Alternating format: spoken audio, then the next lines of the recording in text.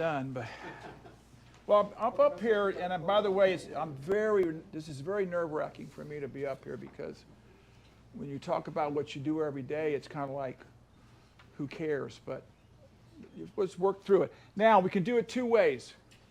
You can stop along the way and ask a question if you have it, or you can wait till the end. It's going to be like in sections of my life in the fish business.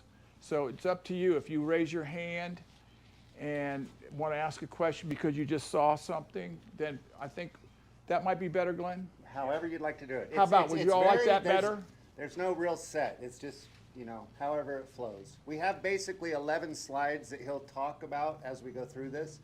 And then at the end, I know that you guys had emailed some questions. So those questions he'll address at the end, and we'll do an open Q&A at the end. But along the way, if you see something you want to know absolutely what we're talking about, feel free just to stick your hand up and we'll talk about it. So, can everybody hear Rick in the back? Everybody can hear me? Okay. How about now? Hear me? Yes, they said yes. Okay, let's get started. Go. Page one. Page You're one. up. Oh. Ding, ding, ding. What we'd like to do is show you what 52 years of fish business does to a human being. That's me on the top left. Pheasant hunting in Minnesota, having a good old time. There's my wife in the middle, Tamala. And she was having a good time too. And then there's Glenn. He was Norwegian Cruise Line's paymaster, correct, Glenn? Yes. And when he left, they failed. The business failed. They're still looking for him. This is us now. See the difference? What fish does to you. That's Glenn over there. I had hair back then.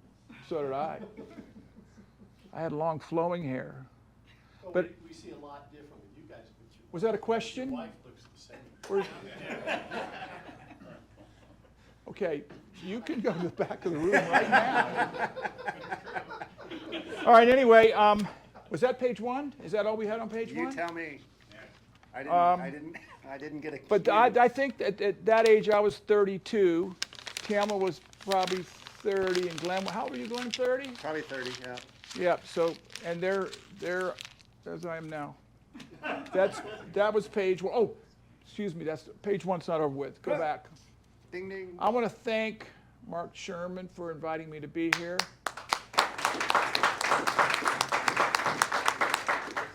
Wait a minute. I'm not real happy about being up here. So that's like sarcasm.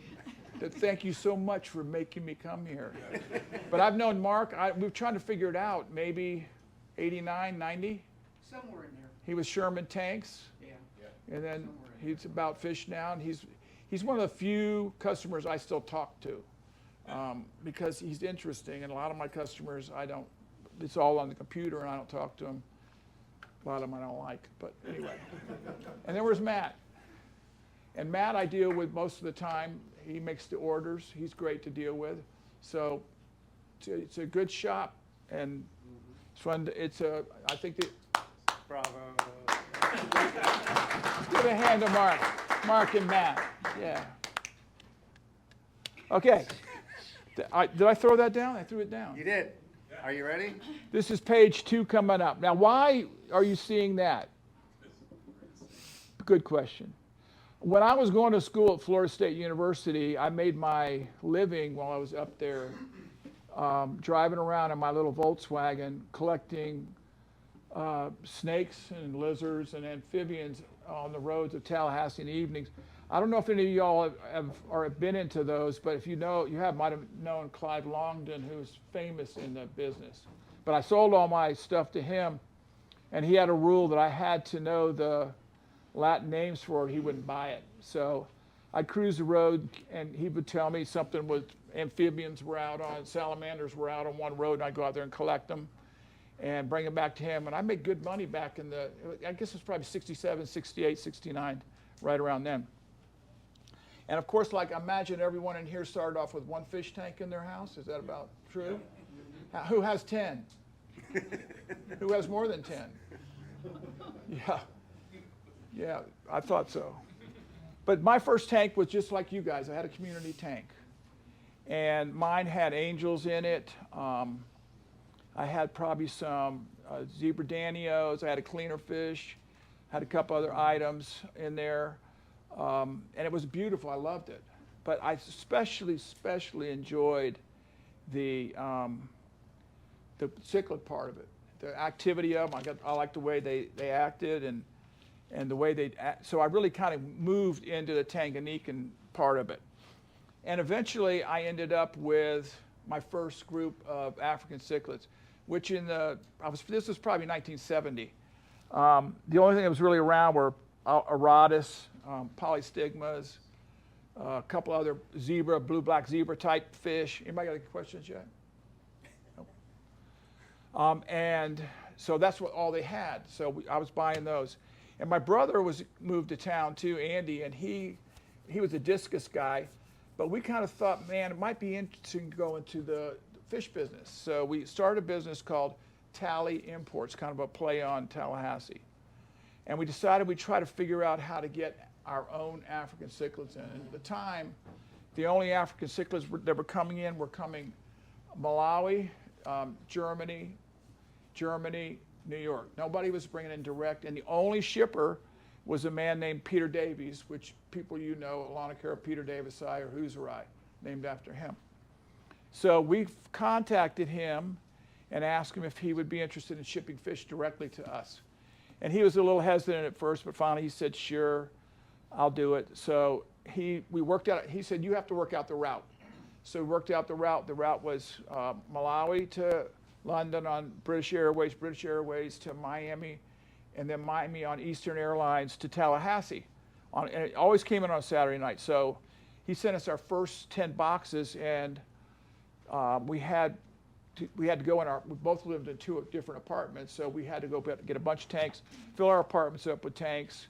And I lived on the 2nd floor, so my drain hose was out the side window, past my neighbor's house down the way, and draining tanks down there, and kind of was annoying, but what the heck.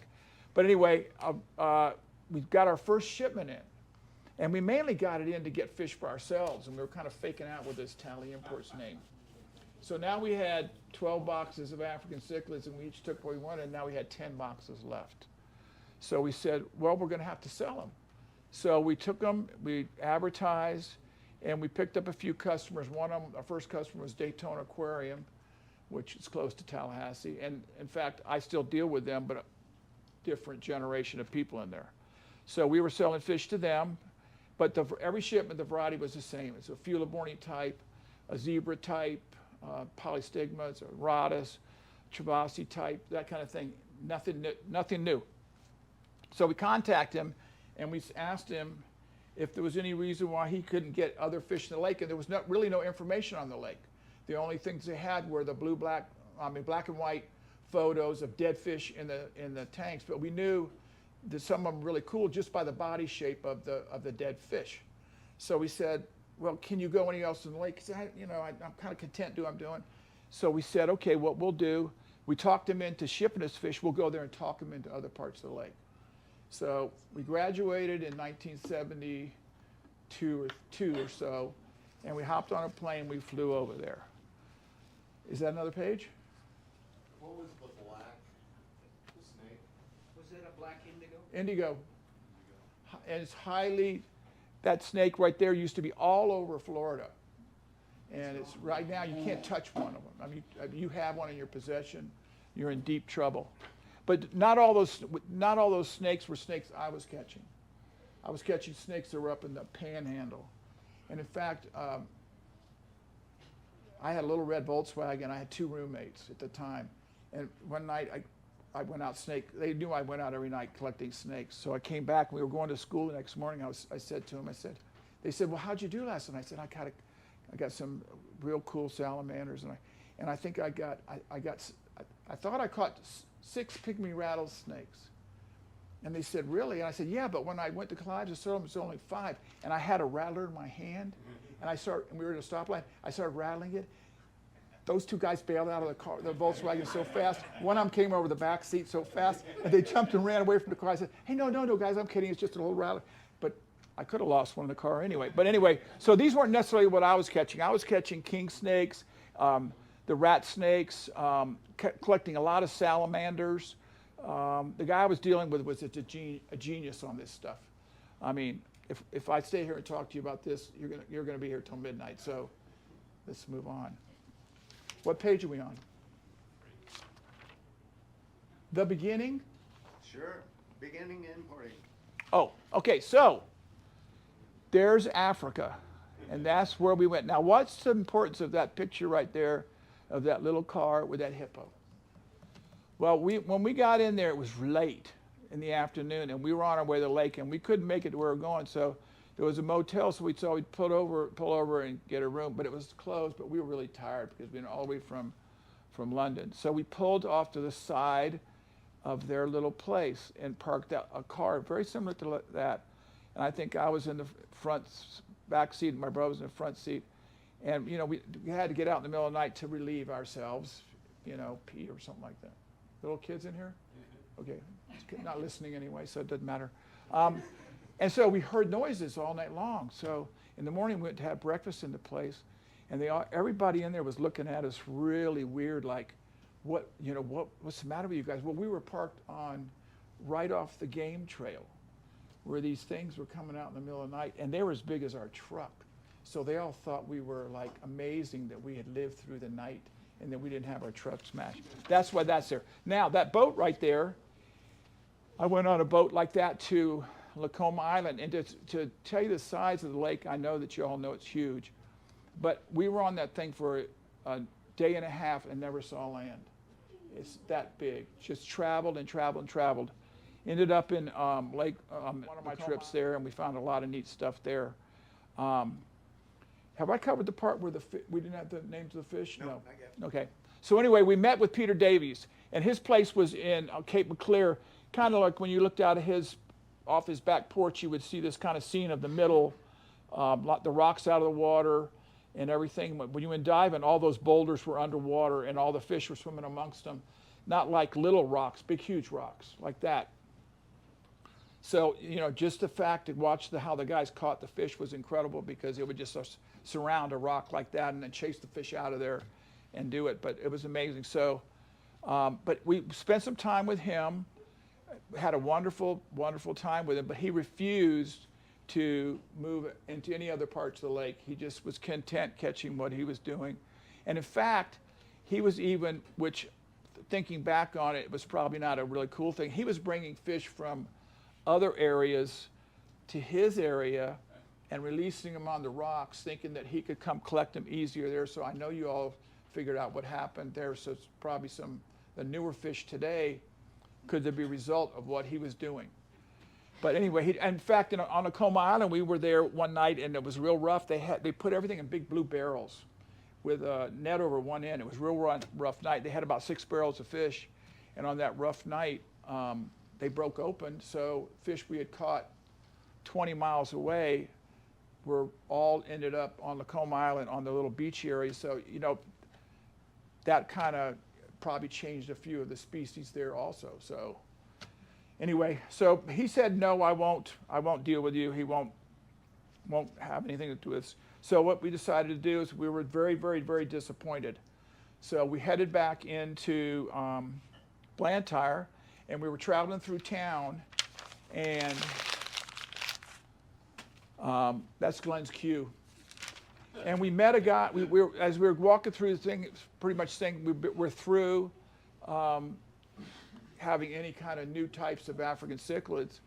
We walked in this little pet shop, and in the window there was goldfish and guppies and stuff. We thought, well, here we are in one of the coolest places in the world, and he's got guppies. And walked into his shop, went in the back of his shop, and it was absolutely full of fish we had never seen before. Never been shipped, never been in the country, just unbelievable. So we talked to the pet owner shop, and she was a woman, Mrs. Fleet, and her husband was named Eric Fleet. And he had a full license for the entire lake. And he was a younger man, and he was really wanting to go after it, but he had no idea what to do. Now, we passed out a sheet to some of you people, and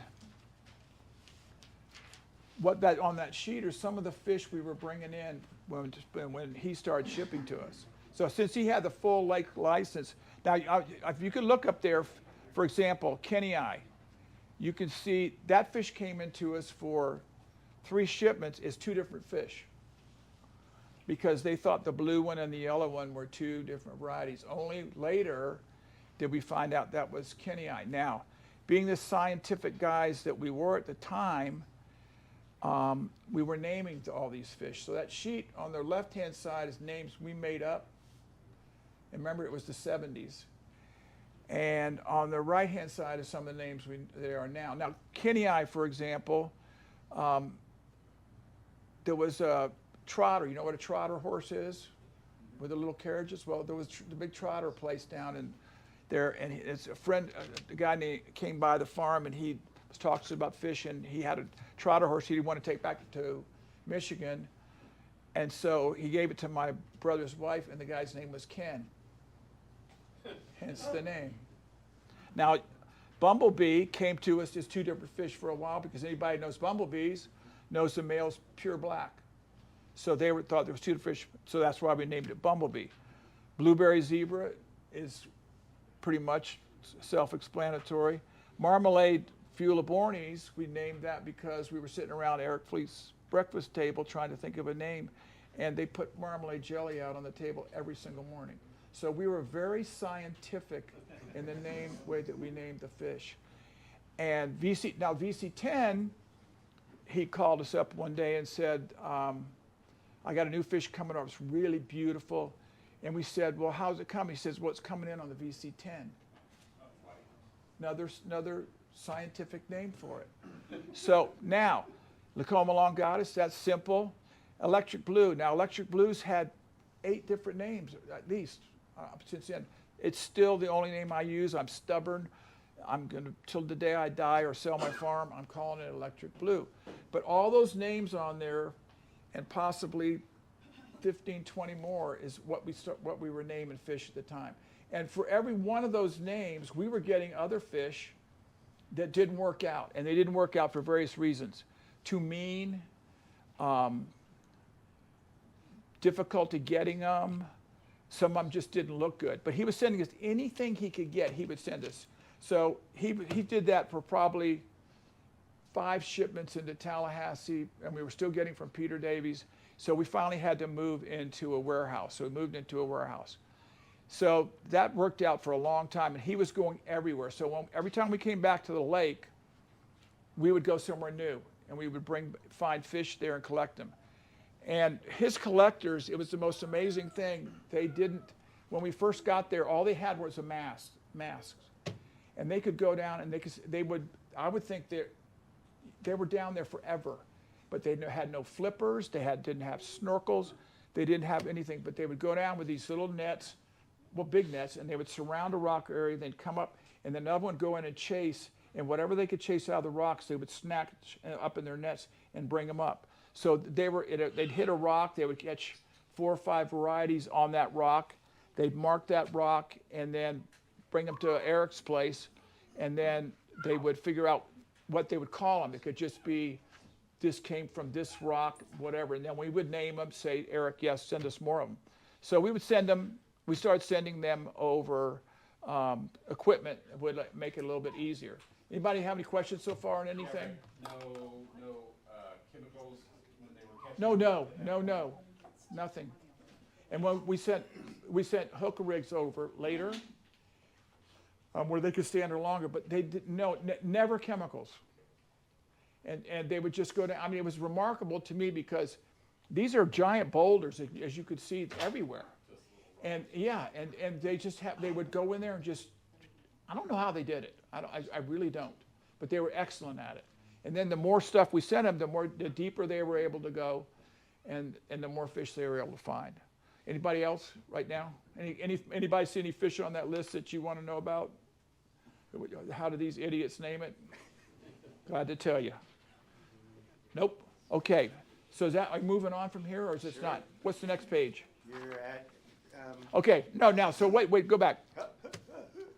So the problem we were having in Tallahassee is that now we were in a warehouse with about 150 tanks.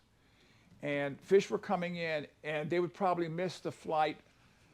It always came in on a Saturday night, so they would miss the flight possibly 1 out of 3 times, which means by 5 o'clock in the afternoon, one of us had to be ready to hop in a van, drive 8 hours to Miami, load up the fish, and then run them back to Tallahassee. And I mean, we were out of school then, but we were still working because we weren't making enough money off the fish business yet. But that got to be a logistic nightmare. So what we decided to do is we would relocate to the present place. Am I going too fast, by the way? You're doing great. Is it okay? Yeah. Want me to slow down? No? You want me out of here, don't you? You look like you've got plans, like you're. Okay. So now we came down to this is the present location. Are we on page 5 or page 5 now? You have all the numbers, so I'm not sure. Oh my This would gosh. be, somewhere on Okay, your sheet's okay. gonna say So relocate. here's what you got here. If you all can see this, the bottom right photo. You see that little red covered building? That was our initial warehouse. Here's my laser pointer. Now up above all that, all those. That's our warehouse, that's our warehouse, that's our warehouse. So that's get an idea. Now, above that, see all these, those were holes in the ground. Those holes were dug by, there's about 2 inches of topsoil in Dade County, and the rest of it is coral rock. And I'm talking about this much soil, and then if you were to stay up there, please. If you were to take a hammer and slam it on, a digging bar, what they call it, it would ping off the rock. It's that hard. So I had a guy that was coming in every Saturday, and he would dig holes for me. And he would dig like 3 a day.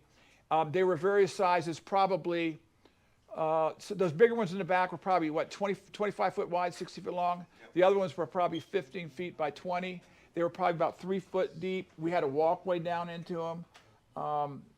My voice is hurting me, so I'm drinking some 7-Up. And we had fish in there.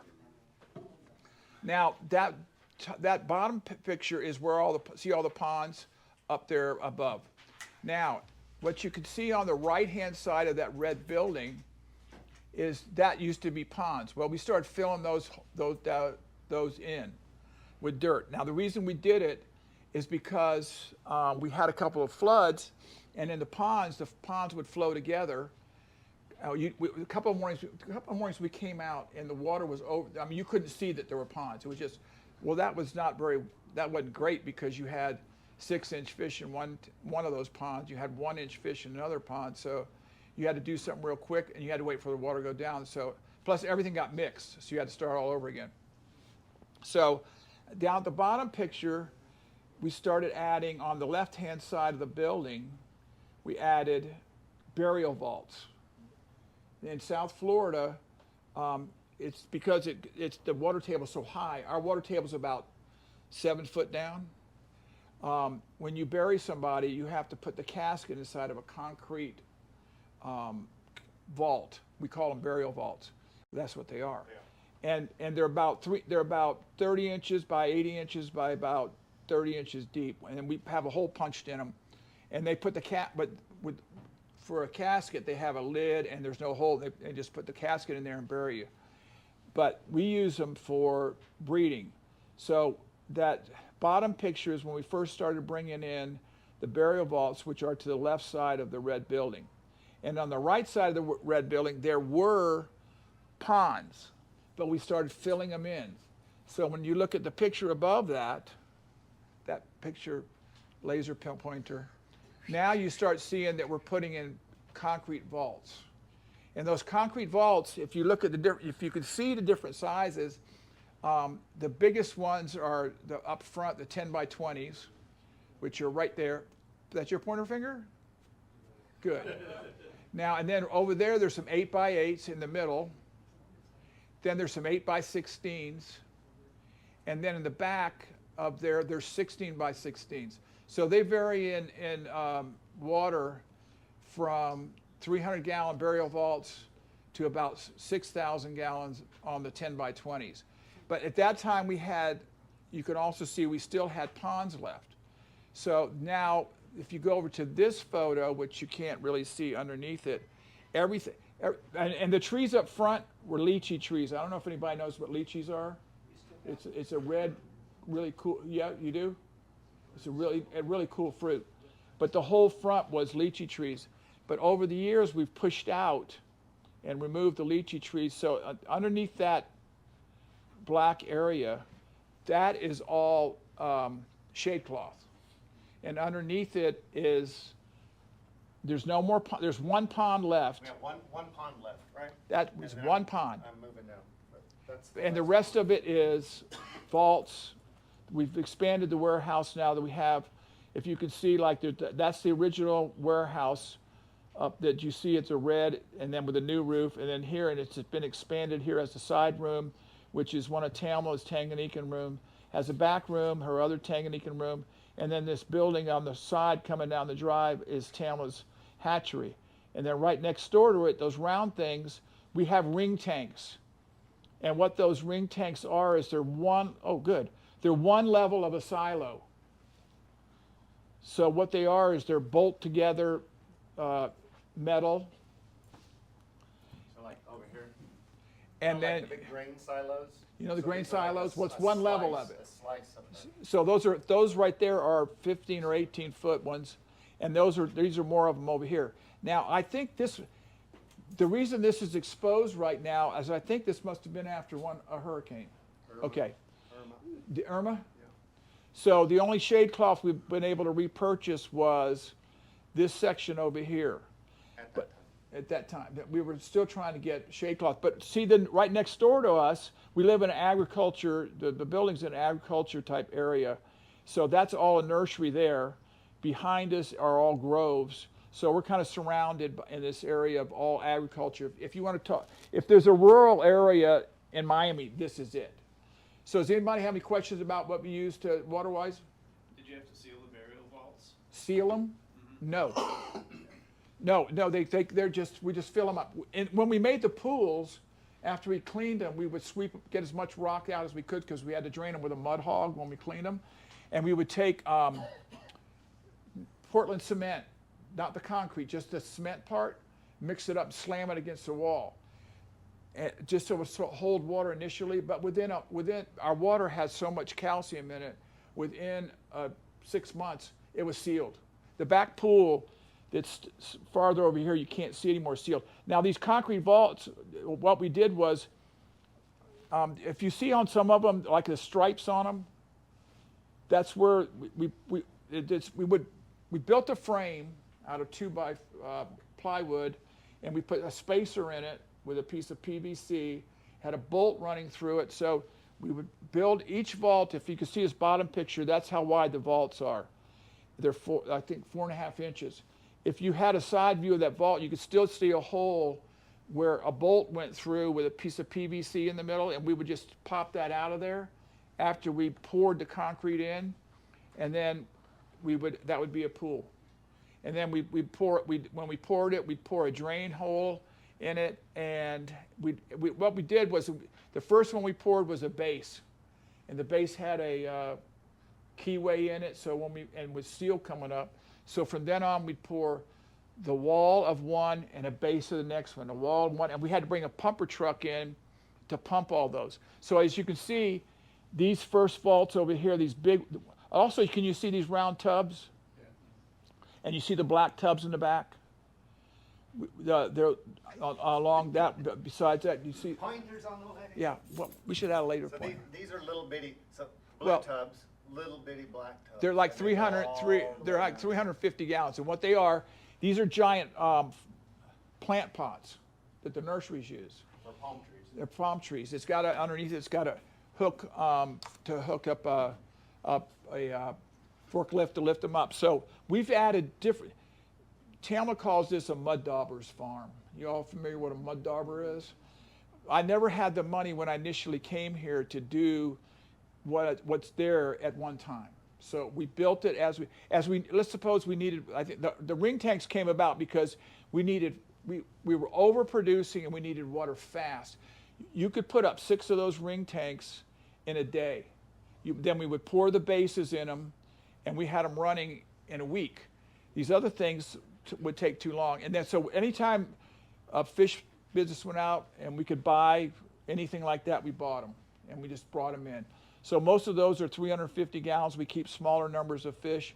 Now, breeding wise, most of the burial vaults, you can see a burial vault right here under the corner of the shade cloth. And by the way, you can't see it, I don't think anywhere, but on the side going down is bird netting. So when the farm is done completely, with that photo that Glenn had of the farm as it is today, it's shade cloth on top and it's bird netted the whole way around because we keep the birds out. Even in the photo on the bottom right of Rick and Tamla, between them and the orchard behind is bird netting. Yeah. Also, one thing, when you had mentioned the question about if we sealed the tanks themselves, we operate in what's called a flow-through system. So all of our tanks and vaults and even the aquariums inside have a continuous flow of fresh water. So we have no tanks, there's no filter, no sponge. No filter, air. There's no nothing.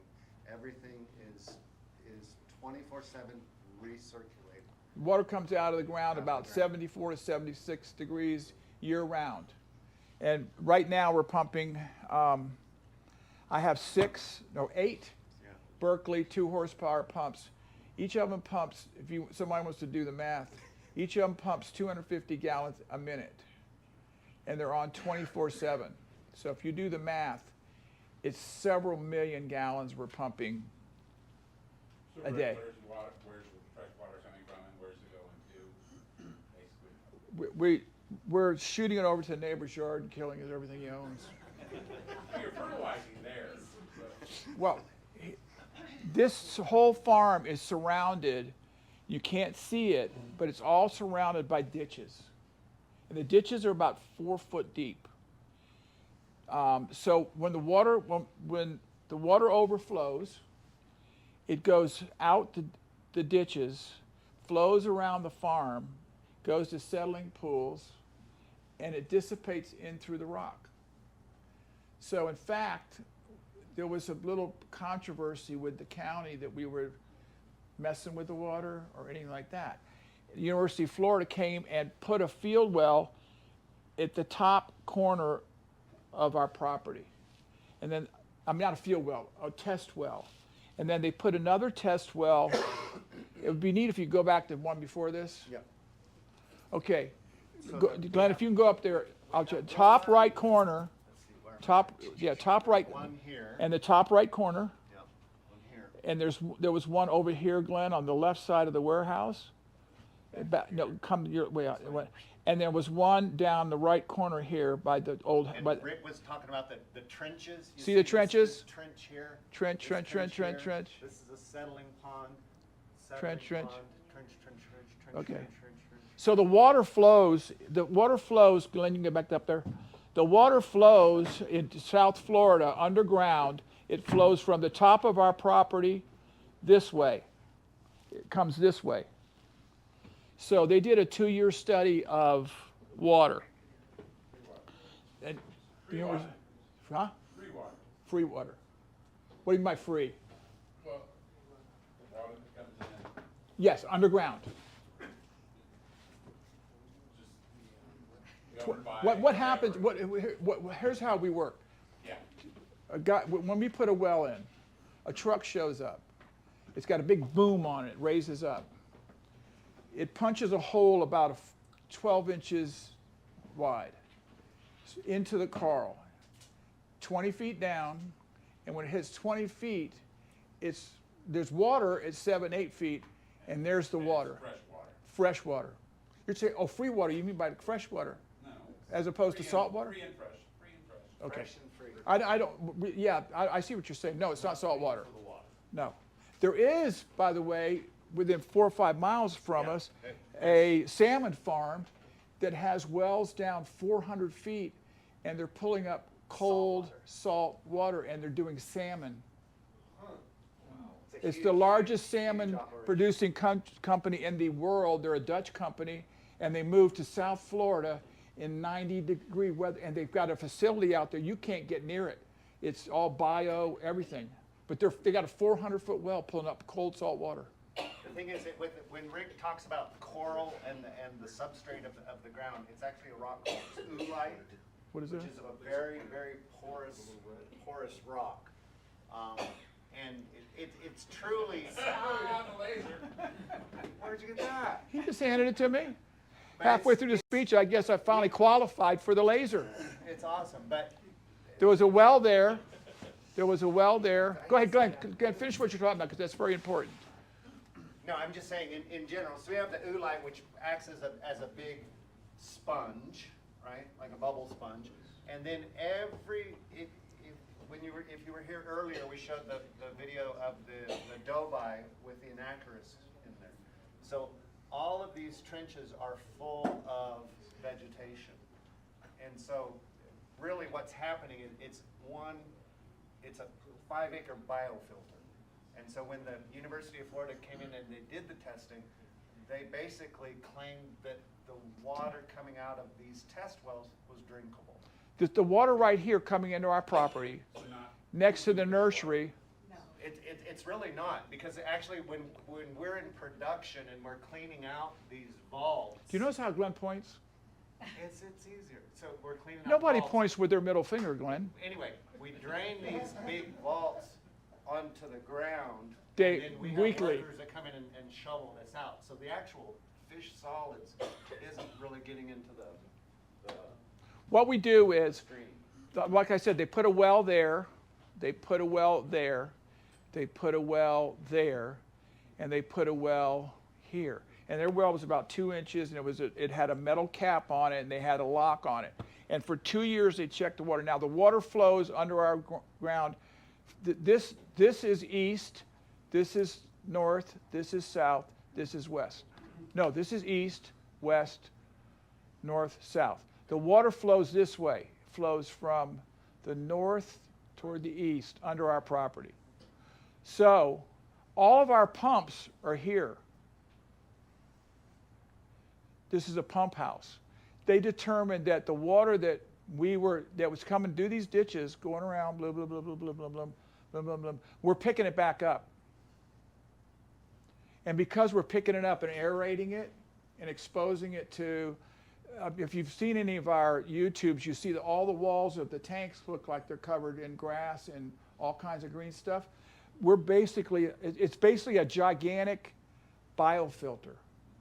And because there's rock, because these drains are they're only 3 foot deep, and there's 16, 18 more feet of rock that they're going through. It's like a giant filter. So we're actually reusing our water. So they left us. Then they came at us that we were burning up water because we're pumping millions of gallons. But then there was a guy there that did a test. Well, this grove right here, when they fire up their sprinkler system, because it evaporates, the water under this shade cloth stays the same temperature. It doesn't evaporate. The only place it goes is into the vault and out of the vault. So They charge the grove people for. they try to. What they're trying to do is figure out a way to charge every one of us out of business, because the way that water in South Florida is free. If you have a property and you want to drill your own well, you just drill a well. yeah. It's unregulated at this point. And we have to follow a certain amount of practices with the aquaculture department. Division of Aquaculture. They come and check us out and make sure we're doing everything we could, and all thing. But the deal is, they don't want us out there, because Miami's growing so fast. Okay, this is a 25-acre grove. My property is 5 acres. They could put 20 houses on there. My taxes on the property, because I'm agriculture, is $2,000. They could put 10 $500,000, $700,000 houses on there and get $10,000 taxes. So they don't really want us to. They're trying to find a way to make it. They were talking about putting meters on our wells and making us pay by the gallon, which would put us out of business in a heartbeat. Now, what was your question? What's the pH of the water that comes out of the ground that comes through the coral? Yeah. 7.2. You know, 7.2, may I just say to you that I've been asked multiple questions about the water quality, what it is, pH, all the other parameters. I've never checked the entire time I'm there because one thing's how could I change it? Yeah, we could. So was it a blessing that I landed on this property and it's perfect for what I do? Yes. So 5 miles to the west of here, they've got water out there that you can't raise my fish in. It's got heavy sulfur in it. So very fortunate there. Len, is this back for me to point at stuff or something? No, we need to move to the next one, please. Did what? Move on. Am I going too slow? Going too slow now. Am I? Yes. Okay. Yes. Have you noticed any change in your water, the amount of water and stuff because of climate change? No. No. And in fact, we got 20 inches of rain Tuesday and Wednesday. So my wells are probably only 4 foot deep now. And they'll be that way for a while, and then it'll run out to the ocean and then blah, blah, blah. So now we're on things that can happen to the farm. So these are one of our nemesis things. These are great blue herons who visit the farm, especially during the... They can't get in. They will try. They will walk the entire perimeter of the farm trying to get in. If they find a way in, legally we're allowed to go out there and go after them. Because we are surrounded by, and plus they've found out that there's a group of herons that are associated with fish farms. Like catfish farms in Louisiana have a group of birds that they've studied that live there because of that facility. It's not like they're coming in from somewhere else. So they let them gun them or whatever they do. These guys, when they figure out the farm, they figure out how to take our drain pipes and shake them loose. Then they'll drain the tank, and all they do is they eat a V out of the brain. Period, the end. They don't eat the body, they don't eat anything. It's the fat they're after. They never eat Auratus, they never eat Sokolophy. They eat Buco rhodesii, Buco nototenea, Tropheus. They're connoisseurs. Now these guys right here, Glenn's got a video of something, but let me tell you real quick about them. These are Bufo marinus. They're a toad that came from Cuba. One of the main reasons we came out of the ground is because of these guys. They have poison glands on them. They kill dogs. But their eggs carry a neurotoxin. And during the rainy season, which can go from May to October, we would have to go out and slaughter them every night because they would be breeding in our pools. Fish would eat the eggs, and they'd all be dead in the morning. So you want to play it? This is... Hey everybody, welcome back to Florida Exotic. I'm being kind of quiet here. We're going to walk quietly over here, and I want you to hear this noise that's going on over there. And this used to strike horror into our minds. And the reason we have all this out here, this concrete, is because of this. And I'll explain it when we get over there, but I'm hoping they're still going to be making the noise. So we're not going to say anything until we get over there. These are Bufo toads. Notice how I said I wasn't going to say anything, and I'm still talking? That's what they sound like. That's the male calling the female.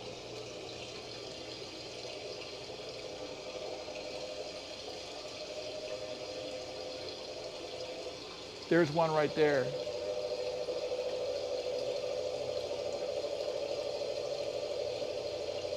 And those are the concrete vaults, by the way. We're going to cover this better when we do the predators, but these things, when a female comes along, they lay these stringers of eggs, thousands of them, and each of the eggs is covered with the same poison that kills dogs and cats. It's a neurotoxin, and we used to be all in the ground before this concrete. And they would lay them around the edges, starting about this time all the way till September, especially rainy nights. And we could come out here and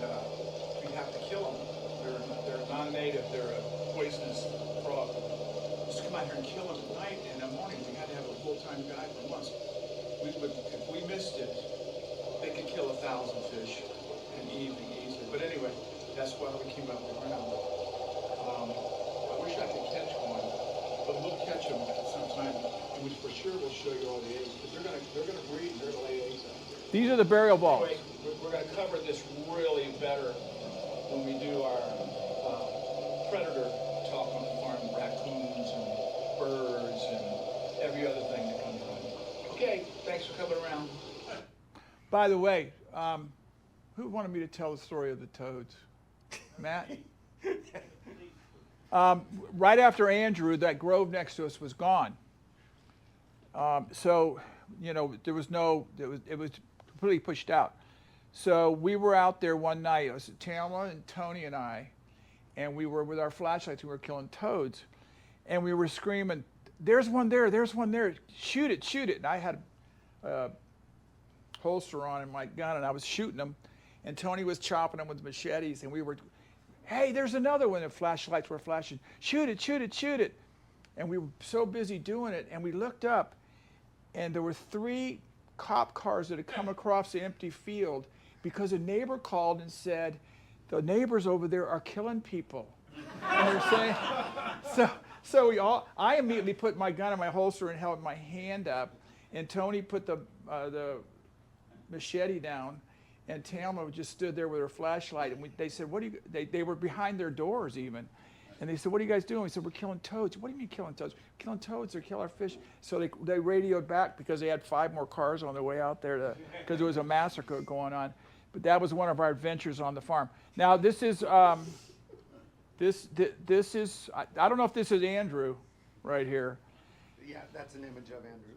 But Andrew, Hurricane. yeah, Andrew came through in 1992, came right over our farm, the eye, knocked our power out for 47 days. That eye is exactly where our farm is. Yes. That's a depiction of true. I mean, it came right over. Tony and I stayed at the farm, and Tamla left with Tony's kids, and and everybody knows Tony and I are really close. Tony's a big man.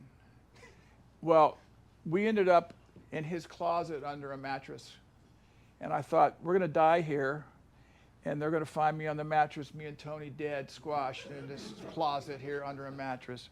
I said, what a way to go. But anyway, we came out during the eye, and we looked around, we said, you know, this is not bad at all. This is not bad at all.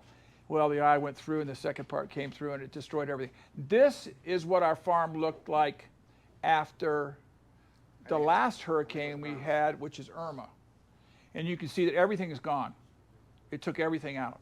Poles, those are telephone poles that we use. Those were all cut, broken in half. But we had the farm going probably 12 hours later because after Andrew, we put in a gigantic diesel water pump. And then because I freak out, we put another one in, and we have 3 of them now. So our backup system is truly amazing. The only thing we have trouble with is we have to keep in stock during hurricane season all the PVC because the cables will come down and rip the PVC. Any questions? I'm about a quarter of the way through the speech, so I'll speed it up. Okay, I don't even know what page we're on. Huh? Have you gotten to a cold spell yet? Cold spell. We've had freezes out there where it's gone down to us at 28 degrees in Florida. Our water comes out at 74 Year round. year round.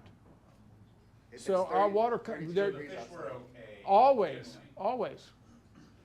I mean, if you come out on a cold night on our farm, there you can see the steam rising. It's almost like an old horror film and going through the cemetery. So, and we might, on a really cold night, we might add one of the diesel water pumps to the already pumping system and really shoot the water out. So, You're real good, but some people, other alternate people that are just above tank without good flow through. yeah. Some of the ponds would have trouble. Oh, if we had, in Central Florida, they cannot do that because they have clay ponds, Yeah, and very- they can't very they sandy can't soil. pump. So they get slaughtered, but they cover with Visqueen, the ones that can't afford it, and they build up heat during the daytime, and they just hope that they get some sun the next day, and even though it's colder. But we just crank up the water. Yeah. And one of the other things we do during the winter months, if you'll notice out here, you don't see any trees in the background. So this is the north-facing wall, and we'll put up, this is actually not a shade cloth on the backside, but it's ground cover. And so what that does is it limits the amount of wind that will blow across the tanks during the winter time. On a cold night, the farmers out there In the want wind. summertime, we'll take all this down. Yeah, the farmers out there that do the tomatoes and all the other crops, they want wind because they don't want the frost to settle. We want everything, we want it blocked.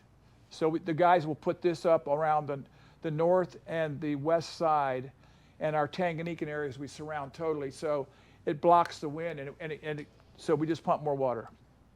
Okay, now, unfortunately, we drug Tamla into the business, and we turned her over to be the Tanganyikan person. She handles all of the egg-laying types. These.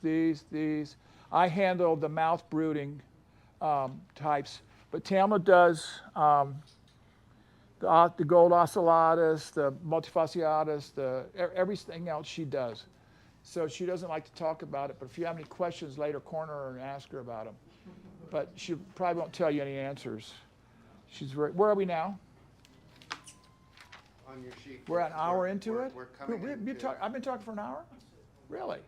I was scared to crap being up here when I first got here. I'm really going now. I might be here for another hour. But anyway, so these are some of the fish we raise. Part 2 tomorrow night. I didn't hear that. What? Part 2 tomorrow night. You know, I thought it was tomorrow night. Till Mark told me, yesterday, Mark, you told me I was speaking tonight. We thought it was tomorrow night. Where are we? I'm still on return to homestead. No, I'm going this way. I'm sorry. You begged me not to do this, didn't you? Yep. Glenn, when we go out to do our YouTubes, Glenn's got a script for me. And I stay on script for about 30 seconds. and then I'm off script. I'm off somewhere because, I mean, bringing all this stuff, the one thing I do love about talking about this is I've forgotten all this stuff. And I forgot where it all started. And when I have to think about it, it's kind of cool for me. So anyway, Tamla joined up with us. And there was a guy named Doug Conkling. I don't know if any of you knew him. Famous Tanganyikan breeder. Just unbelievable. He took a real liking to us. I bought a lot of fish from him every month. I bought 3,000 or 4,000 fish from him a month because we weren't doing Tanganyikans. He would sell them to me. We called them grow outs. And I thought I was one of his bigger customers. It turns out I wasn't. But he was producing that much fish out of his facility. But he took a liking to us, and especially to Tamla.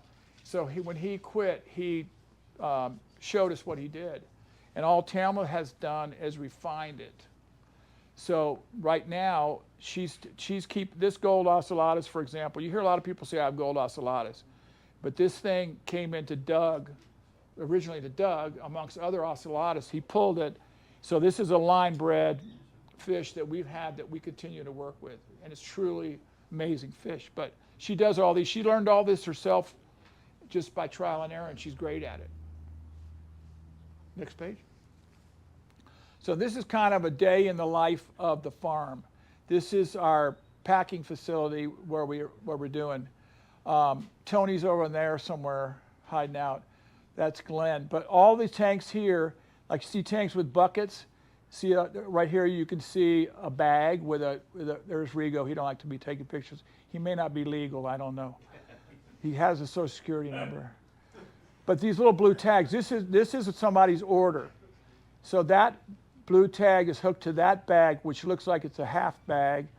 And so this is somebody's order, this row, the next row, the next row.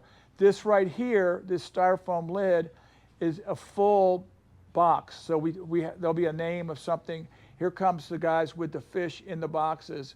They go to Tony. Tony is our main packer. Tony came on the farm one day when he was 18 to help another guy do something on the farm, and he's never left. And I think he's 50 now? Over 50. So he's been on my farm. He knows where every pipe, everything is on my farm. He's invaluable on the farm. He's really a great guy.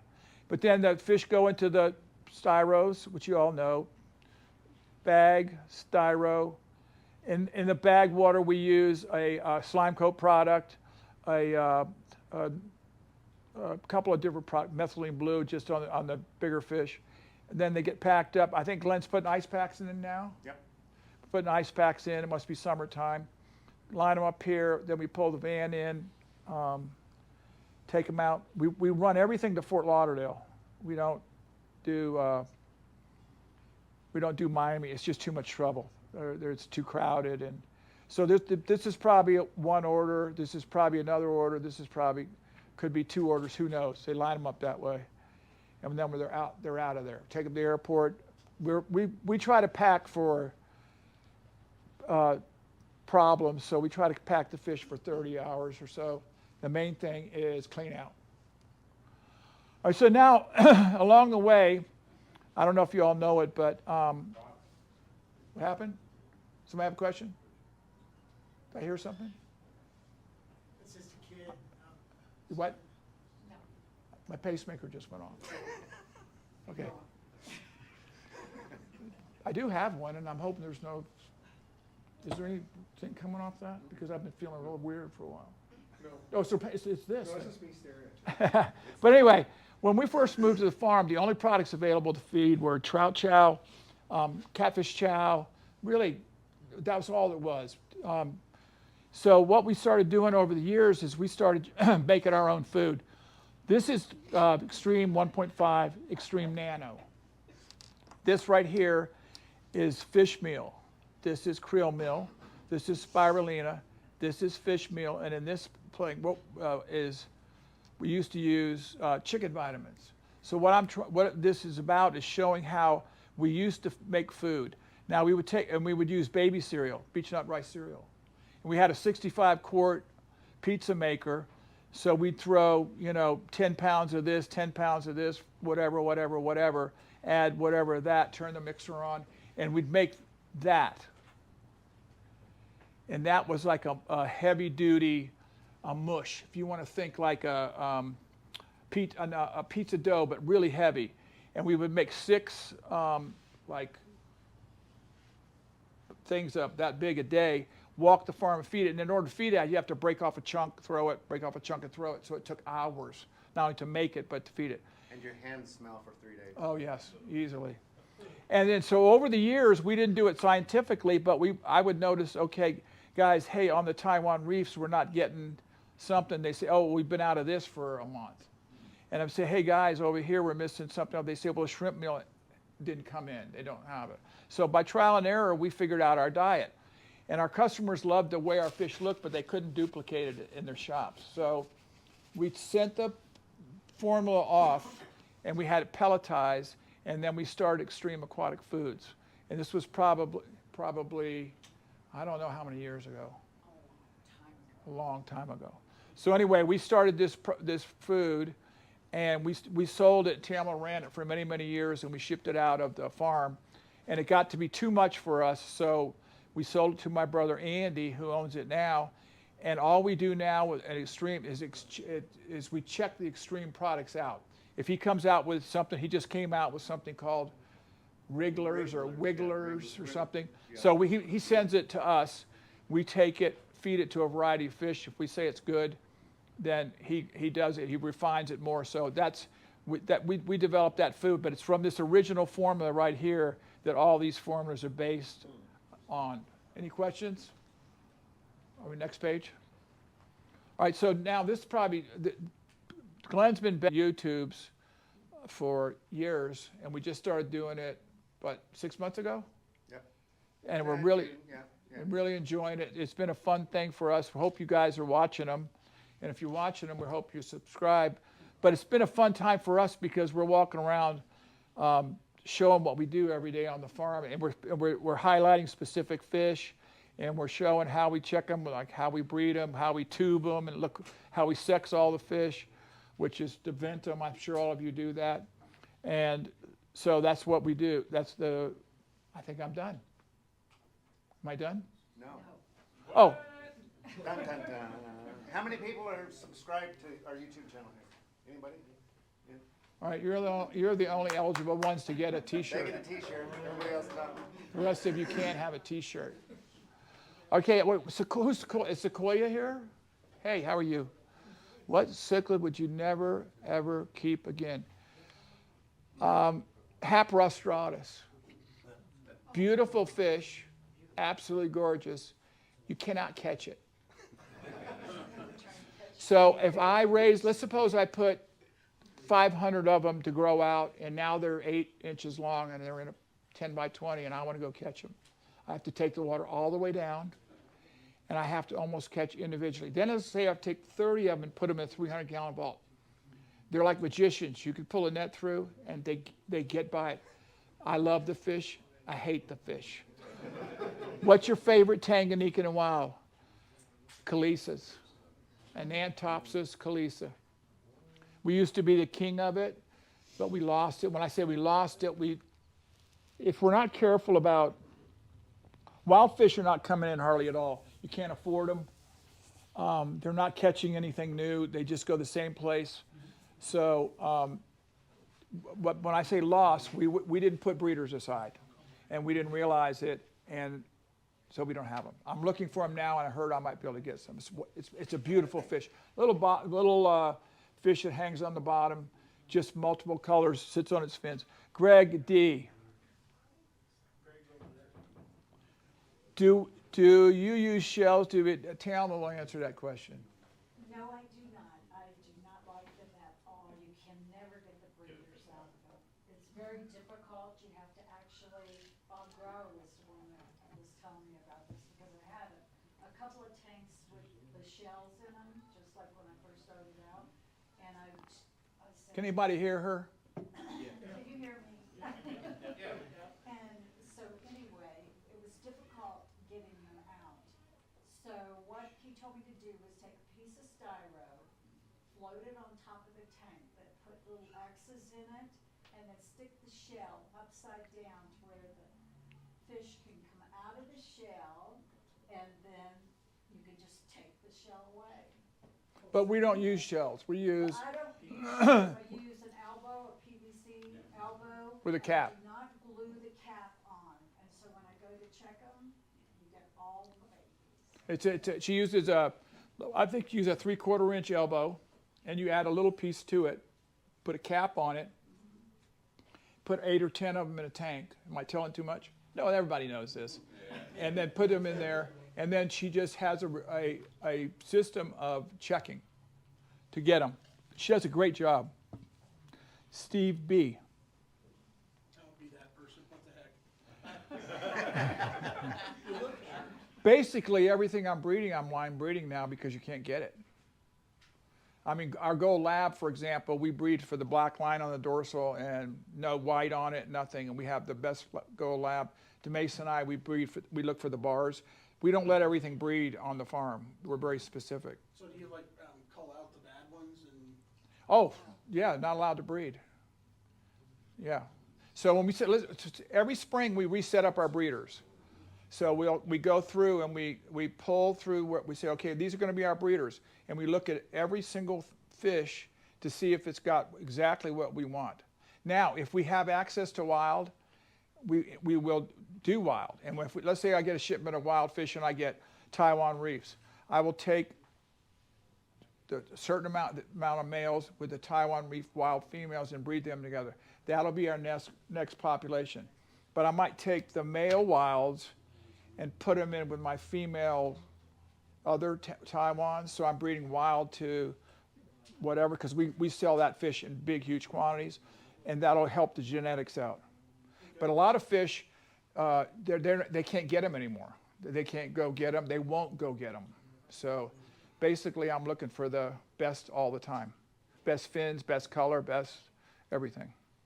And of course... That's a basic rule on your farm, to line breed. Yeah. If I could get, I mean, I haven't seen a Gold Lab come in the country. I don't think it's happened in 25 years. But we have great Gold Labs.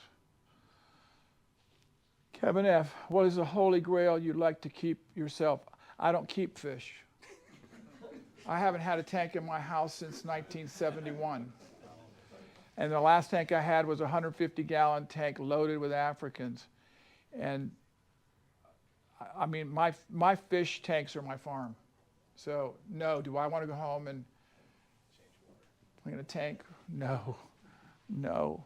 Do I love it? Yes, I do. What? No tanks in the house. What? No tanks in the house. No.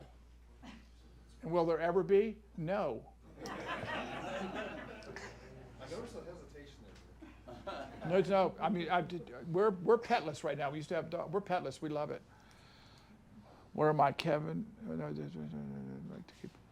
Am I Kevin? Yeah. But I just said I'm not keeping a fish. Next line. If I had to keep a fish, I think if I had to keep a tank, it would be a all-out peacock tank, males, but with some females in there to keep them going, keep them fired up, because it's just so beautiful. People want all males peacocks, and I tell them, if you would buy a few females in there and throw them in there, the males would be courting them all the time. It'd be a beautiful thing. No, just send me females and everything. But anyway, what are the biggest challenges of business? Weather, shipping, inflation. Shipping, all of them. Weather's huge. I mean, we had, 120 boxes going out this week that the airport shut down. So had to bring 69 boxes of fish back from the airport. Couldn't go. And then reship them. So shipping, the airlines used to be a lot better. Mark will tell you, they used to be a lot better than they are now. They don't care. They might as well be shipping nails. It doesn't matter. Live inflation, sure. People right now are thinking about, medications, food, and it's a luxury business. So, yeah, all of them. What are your thoughts on the Lacey Act? It stinks. It could be a hard thing because they want to go from a bad list to a good list, which means that they want to look at every fish. They won't take the Alana Caras and say, okay, let's look at them. Okay, they're okay. They want to look at Sunshine, Angara, Lemon Jake, Red Show, all of them. They want to look at every single one of these fish to check them out the same way. They haven't figured it out that they don't need to do that. And the thing is, we had we do, it's usually 3 times a year that the Division of Aquaculture comes onto the property. And we even asked the representative, and he had a trainee with him. And it's like, he just kind of threw up his hands. It's like, well, they talk about it, there's nothing, it's out there, it's floating around, but nobody's willing to say, okay, this is what we're doing and this is how we're doing it. So it could put us out of business. for the Absolutely. most thing, It could put us out of. it's Yeah. kind of crazy. Yeah. The wild birds disappeared overnight. Yeah. And they're after reptiles, and the problem is people let them go. I mean, people go. We got pythons in the Everglades. They've destroyed the Everglades. We've got lizards down there. It went from regular chameleons on my farm to the Cuban anole. Now we've got red-headed agamas on the farm. They're eating everything. So they come in, 2 of them come in, they spread it out, people let them go. Okay, what is the trickiest fish to spawn? I have no idea. That may be something Tamla can answer, because all my fish, I only raise, I only mess with the mouth brooders. Right. And you pretty much put them together and let them rip. Although a difficult one for us is red bulu petrochromis, because it's so mean. It's just mean. What's your trickiest fish? Probably the gold ocelotus. How about maybe the red-fin cotters. Yeah. Even the exos are a pain in the ass because they spit every time you catch them. Touch 'em. Yeah. Yeah, they do. There's some of the fish spit out as soon as you put a net in the water. So we have to use a real fine net. Charles P. Have Africa escaped? The canals around us used to be bass, brim, and the native little live bears. Now it's full of snakeheads, Central Americans, South Americans, but I've never seen an African. I don't think an African could compete with what was there originally or what's there now. So we're done. Questions? How many employees do you have at this point that are full-time? You want to include myself? Including yourself, please. Let's see. Well, I'm trying to think of who works and who's there just for.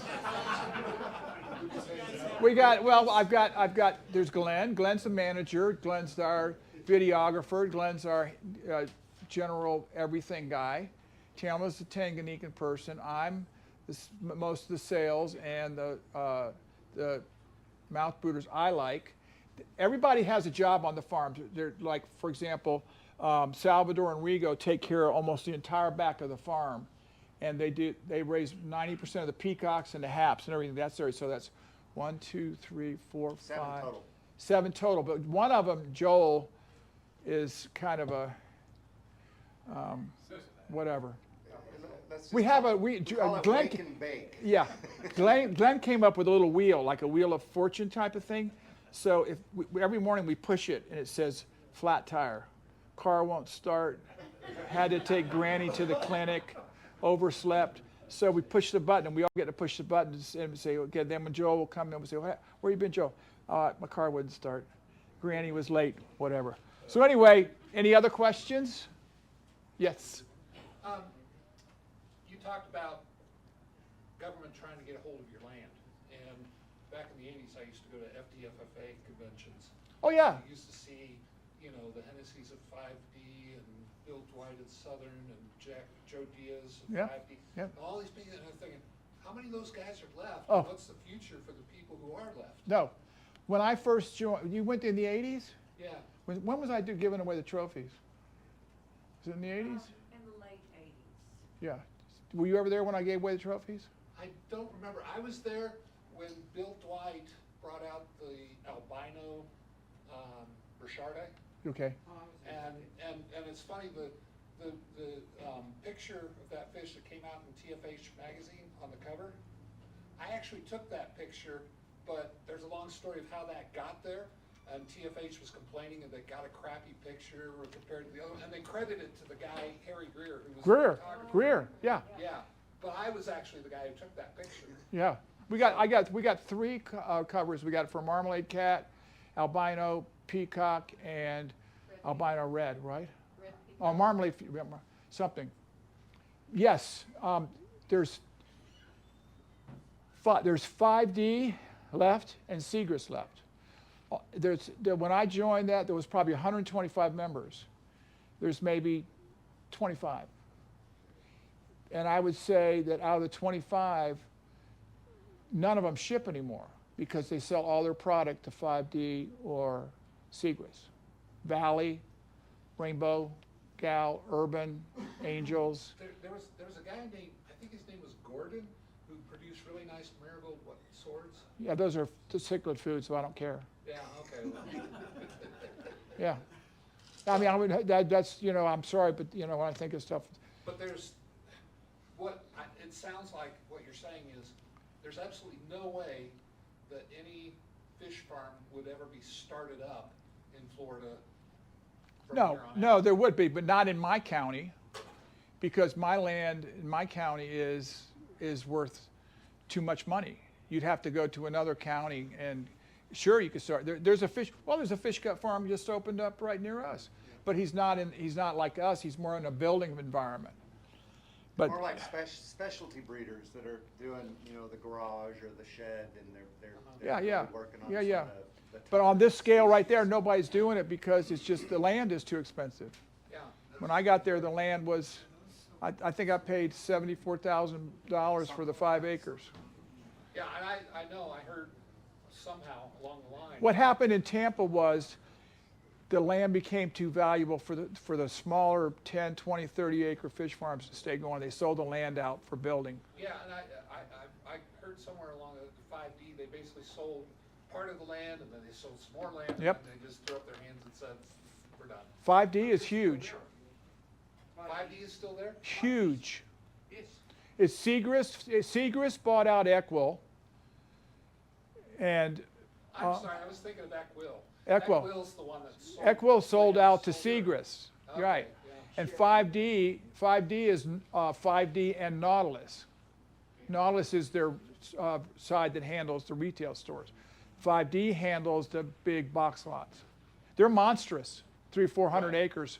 and he, I just remember, he had a lot of kids, it sounded like his All kids of, were yeah, around. 5D, yeah, the Jason kids, Jason and all them, yeah. They're still there. Yeah, well, when I was there, they were little kids. And they just came up with the the glow angel fish.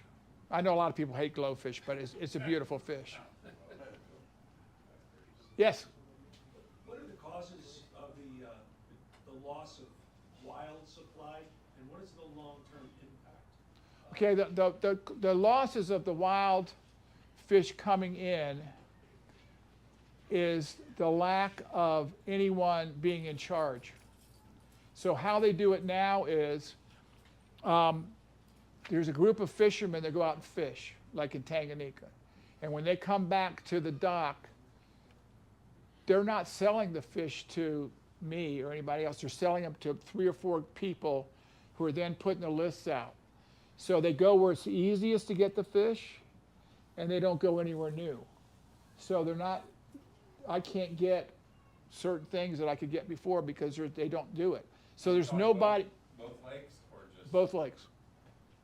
Lake Malawi won't ship can't get to fish to Miami at all, so it's all going to Europe. And there's a lot of fish that are being bought by the Indonesians, the Chinese, Japanese, except that are waiting at the docks because they do tremendous breeding over there. So they're just sitting at the docks buying up. Yeah. So it's not coming here. It's to get very difficult. And what is the long-term impact of that? Well, eventually you could just have no more. I guess your quality of your genetics would just be gone.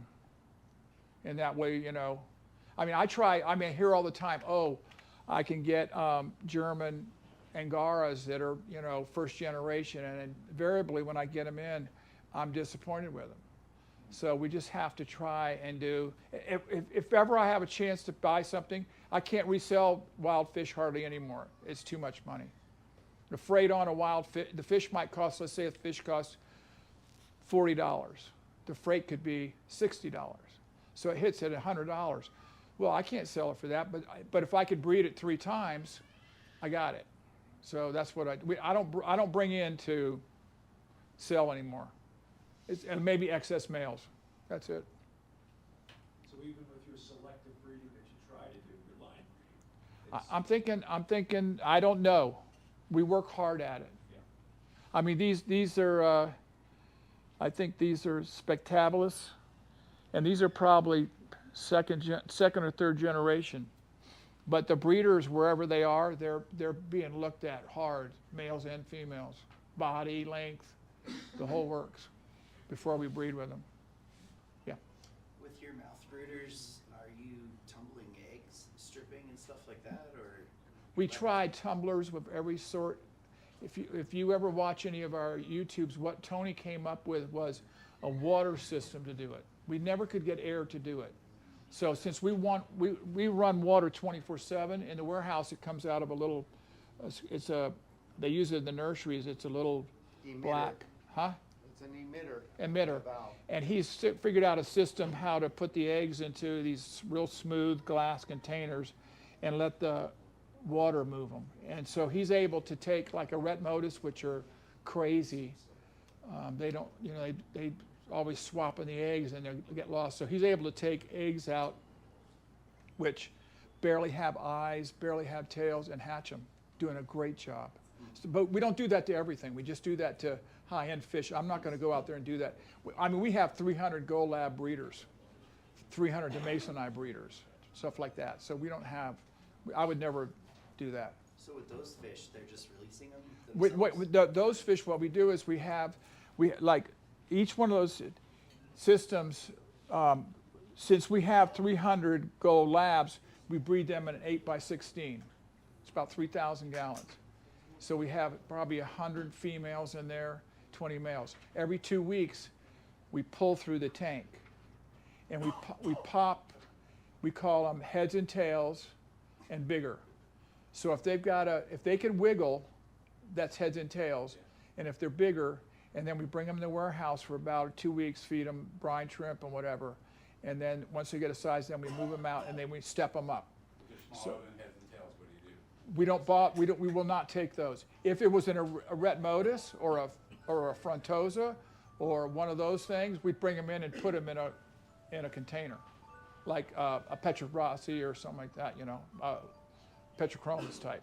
But on something we would never ever, on these guys right here, I think these are strigatus, we would never ever bring them in because we have 50, 60 females going. So every time we check them, we're getting 500 babies, 800 babies, something like that. Yes? What are you feeding the fish? Huh? Do you still feed them extreme food, or what do you? We feed about 25, 30 pounds of extreme food a day. We feed number 1.5, basically. That's what. Your brother gets to sell food and doesn't have to sell fish. He's not. Yes. But he sells. So we buy about 3 tons at a time, and then we run down. We just call it to send me 3 more tons and stuff like that. So because we don't do the mush any farm, it only takes us about an hour to feed the farm. With the mush, it would take 3-4 hours to feed the farm. Anything else? All right. What?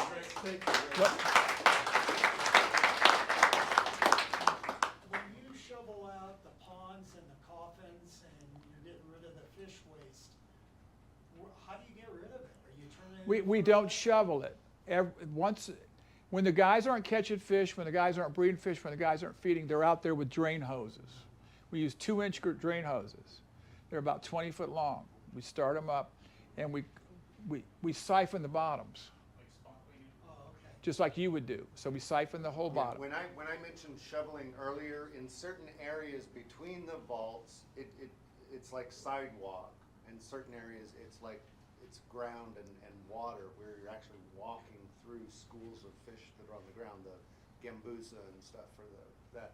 But in the concrete area where it's sidewalk and we drain, we'll go through maybe every 3 or 4 months and shovel maybe an inch layer of just settled solids. And the settled solids that goes in the ditches, we bring a guy with a backhoe in about every 6 months, and he just goes down the line and scoops it out, and we put it in a pile up front, and then we add stuff to it and we spread it on the grass.